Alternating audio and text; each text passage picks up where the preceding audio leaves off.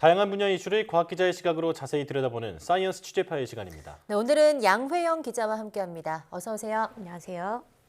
네, 어떤 이야기를 나눠볼까요? 네, 저희가 이 코로나19로 인해서 사실 대면 만남이 줄어들면서 비대면의 어떤 만남들이 많이 늘어났잖아요. 네. 그때 특히 많이 이용됐던 게 디지털 기기였습니다. 예를 들어서 뭐 줌을 통한 화상 회의를 한다거나 아니면은 뭐 촬영을 한 영상으로 비대면 수업을 한다거나 아니면 우리가 영상 통화를 통해서 멀리 떨어져 있는 사람들과 만나는 일들이 있었잖아요. 네.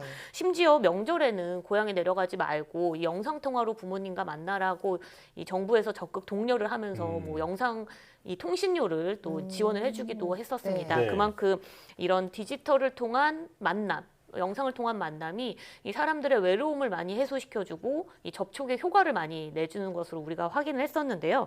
그런데 사람과 같이 앵무새도 영상 통화를 통해서 외로움을 달랜다는 재미있는 연구 결과가 나왔습니다. 네. 저도 사실 10년째 앵무새를 키우고 있는데 네. 그래서 정말 관심 있게 리포트를 봤습니다. 이제 우선 어쩌다가 앵무새에게 영상 통화를 시켜볼 생각을 하게 됐을까요? 네, 우선 이 앵무새 같은 경우에는 사람의 말을 따라하고 뭐 지나가는 사람에게 인사를 직접 나눌 수도 있는 만큼 굉장히 똑똑한 새로 알려져 있잖아요. 네. 실제로 지능 수준이 어린아이 정도의 지능을 가진 만큼 굉장히 똑똑한 새인데요.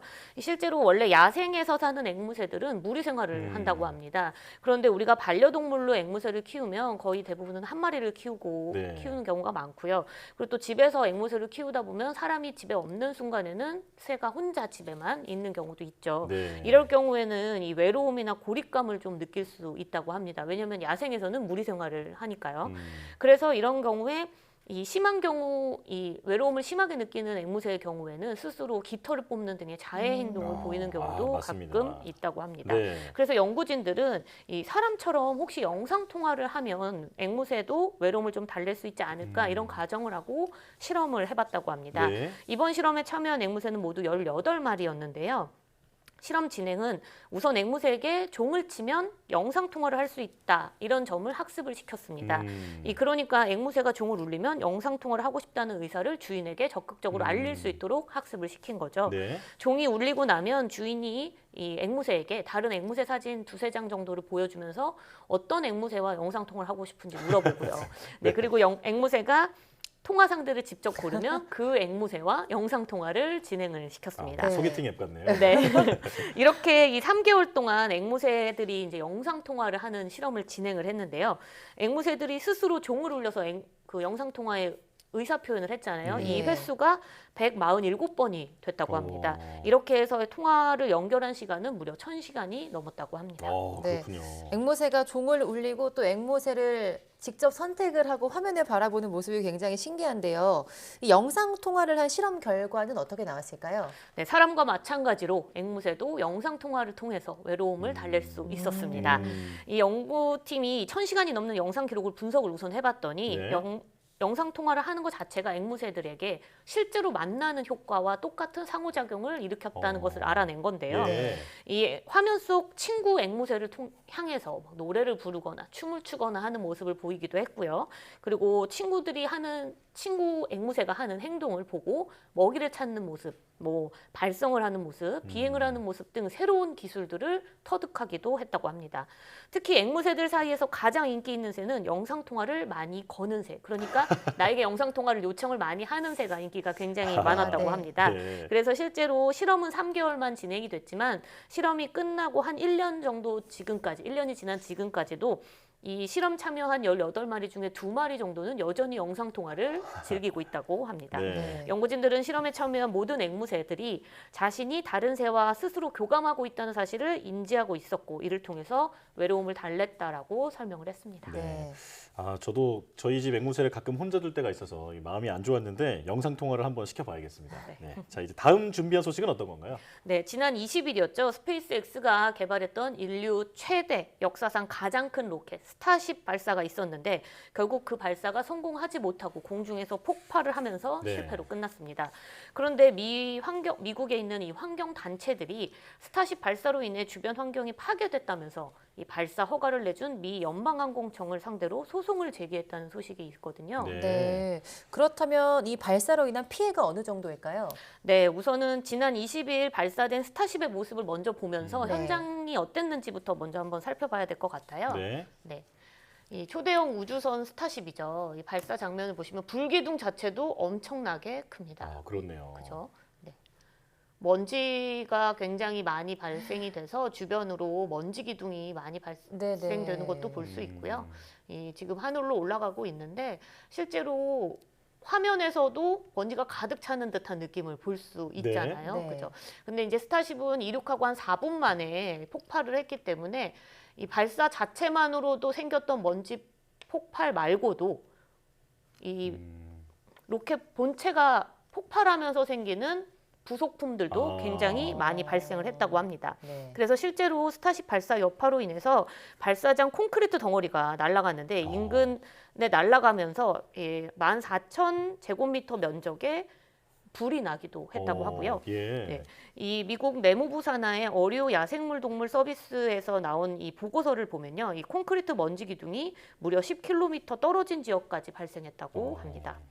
산산조각난 기체 잔해들은 이 주변 주립 공원이나 해변 등에 떨어져서 발견이 되기도 했고요. 이번 발사로 인해서 로켓 발사대 그러니까 로켓 본체 말고 발사대도 폭발이 됐는데 이 콘크리트와 금속판 조각이 뭐 수킬로미터 떨어진 곳으로 날아가서 이 발견이 된 사진들이 트위터나 인터넷 SNS 등에 많이 올라오고 있다고 합니다. 네. 또 인근 주민들은 발사로 인한 진동이 거의 미니 지진, 그러니까 작은 지진 수준의 방불케 했다. 이렇게 이야기를 했는데요. 발사장 주변에 한 6마일 정도 떨어진 곳에는 포트 이사벨이라는 이 마을이 하나 작은 게 있는데요. 이 마을에 있는 집이나 학교 유리창들이 이번 발사로 인해서 다 깨졌다고 하고요. 이 뉴욕타임즈와의 주민 인터뷰를 보면은 그동안은 뭐 조금 좀 흔들려서 뭐 로켓이 발사했구나 이렇게 느낄 정도였는데 이번에는 정말 공포스러웠다. 네. 이런 소감도 남기기도 했습니다. 네, 워낙 큰 로켓이다 보니까 그 여파가 엄청났던 것 같은데, 자, 그런데 스타쉽을 발사하기 전에 환경 영향 평가를 하지 않았을까요? 네, 하고 있습니다. 실제로 환경 영향 평가를 하기는 했습니다. 이 스페이스X 발사장인 이 스타베이스가 위치한 곳 자체는 사실 이전부터도 이 주변에 야생동물 보호 구역이 있기 때문에 환경 파괴 우려가 원래 있어서 환경 영향 평가를 꼭 진행을 하거든요. 네. 그래서 지난해 이제 이 스타쉽 발사를 위해서 당시에 시설 확장을 위한 환경 영향 평가를 했는데요. 그때 그 당시에 예상되는 환경 영향은 스타쉽 발사로 인해 발사대 인근 2,833만 제곱미터 면적의 환경 오염이 일어날 것으로 예상을 했습니다. 이 예상 면적이 이제 면적이기 때문에 어느 정도 거리인지 이해가 안 되잖아요. 그래서 네. 직선 거리로 이 면적을 좀 환산을 해보면 한 5,000km 수준까지는 뻗어 나간다라고 생각을 했거든요. 하지만 실제 이번 발사가 실패로 이제 끝나면서 이 지역에 이 2배가 넘는 수준까지 피해가 발생을 했다는 겁니다. 예상보다 너무 먼 곳까지 환경 오염이 일어나는 걸 확인을 하면서 환경 영향 평가 자체가 잘못된 것이 아니냐 이런 주장이 나오고 있습니다. 네. 네, 예상도 보니까 굉장히 멀리까지 피해를 끼쳤는데 예상보다 더 많은 피해를 끼친 셈인데요. 정말 스타쉽 발사로 주변을 쑥대밭으로 만든 셈인 것 같습니다. 이번에는 미국 연방에서도 조사에 들어갔다고요? 네, 그렇습니다. 이 미 연방항공청 FAA는요, 이 스페이스X가 스타쉽 사고로 인해서 어떤 피해를 입혔는지에 대해서 현재 조사를 진행할 예정이며 조사가 종료되기 전까지는 재발사 허가를 하지 않겠다 이렇게 밝혔습니다. 네. 이번 스타쉽 발사로 인해서 뭐 인명 피해, 뭐 공공재산 손실 이런 것들은 보고되지는 않았지만 이 발사로 인해서 지역 주민들의 피해가 신고가 된 점을 보아 이번 발사를 사고로 간주하고 조사를 하겠다는 뜻인 건데요. 앞서 이야기했지만 특히 예상보다 훨씬 더 멀리까지 흙먼지나 뭐 콘크리트 파편 등이 날아갔기 때문에 이 스페이스X가 다음번에 스타쉽을 만약에 발사를 하게 된다면 지금의 계획보다는 더 강화된 환경 보호 조치를 취해야 할 것이다. 이렇게 강조를 했습니다. 네. 이번 발사에 대해서 스페이스X의 준비 부실도 지적을 받고 있다고 합니다. 이 대형 로켓 발사대에는 화염 충격을 방지하기 위해서 뭐 발사대 바닥에 뭐 물이나 거품 같은 걸로 채워놓은 푹신한 좀 패드를 깔아놓는다거나 아니면 엔진에서 엄청나게 고압의 가스들이 분사가 되잖아요. 네. 이런 것들이 이 안전한 길을 따라서 배출될 수 있도록 뭐 도랑을 파야 되거나 이렇습니다. 그런데 이번 시험 발사대에는 이 두 가지가 다 적용되지 않았다고 하거든요. 네. 그래서 이 로켓에서 나온 불꽃이 너무 뜨거워서 뭐 발사대 콘크리트가 녹았고 또 파편이 날아가기도 하고 이런 일들이 벌어졌기 때문에 준비도 부실했다 이런 지적도 나오고 있습니다.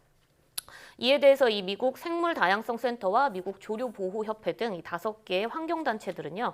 미 연방 그 항공청에게 이 포괄적인 환경 영향에 대한 검토가 부족했으며 스페이스X의 이 스타쉽 발사를 그 부족한 상태에서 허가했기 때문에 국가환경정책법을 위반했다는 내용으로 고소장을 써서 이 연방 법원에 제출한 상태라고 합니다. 예. 이 환경 단체들은 이 특히 멸종 위기 중인 도요 물대새가 이 스타베이스 주변에 살고 있는 것으로 알려져 있는데 이 서식지로 이번 스타쉽 발사로 인한 잔해가 떨어졌을 것이라는 가능성을 열어두고 현장 조사도 하고 있다고 하거든요. 이전에 이 환경 영향 평가를 하긴 했지만 실제 피해가 영향 평가보다 더 컸던 만큼 이 미국 연방항공청이 다음 발사 허가 전까지 재평가는 꼭 필요해 보이는 상황입니다. 네. 그동안 발사 성공, 개발 성과에만 이목이 집중돼 있었는데 안전과 환경 영향에도 관심을 가져야겠습니다. 자, 사이언스 취재파의 양회영 기자와 함께했습니다. 고맙습니다.